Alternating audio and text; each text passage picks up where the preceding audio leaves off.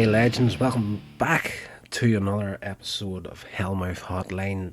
I am your host, Rodney Stewart, and I'm not going to get into major detail here at the beginning. We're just going to swiftly fly into the bulk of the episode.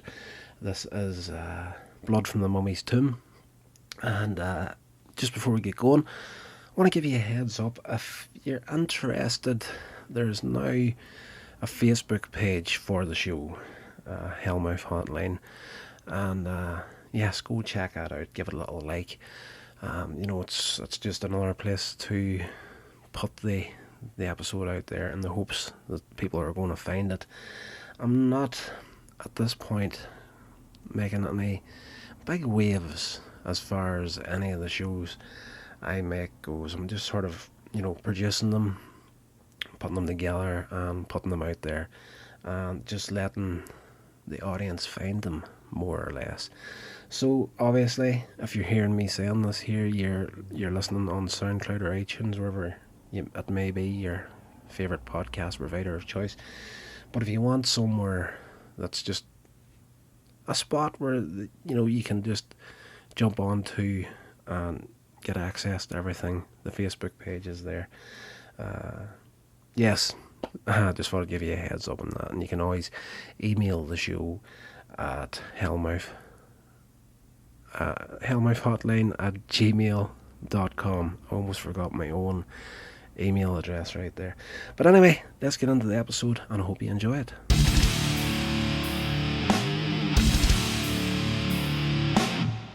This one is Blood from the Mummy's Tomb from 1971, and it stars Andrew Keir, Valerie Leon, James Villiers, Hugh Burden, George Colares.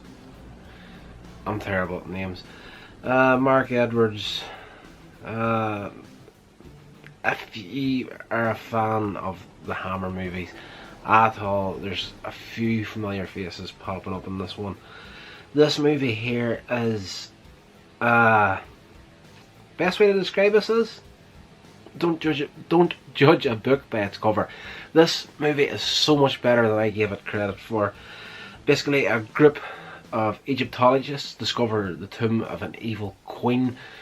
You see it kind of like in flashback at the beginning of it, how she's murdered and entombed, and later on this group of Egyptologists, that's a massive word for this time of night, discover the tomb.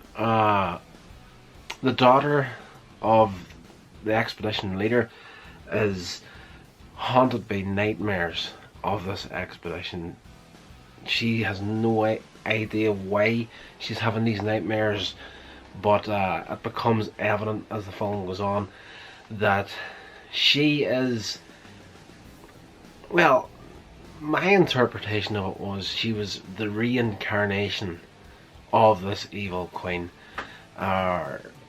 She at least gets possessed by the spirit of this evil queen, and there's 3 relics that was brought back along with this entombed body, along with a severed hand that was cut off her whenever she was entombed, and the daughter gets possessed by the spirit and sets out under the control of the spirit to get all 3 artifacts back.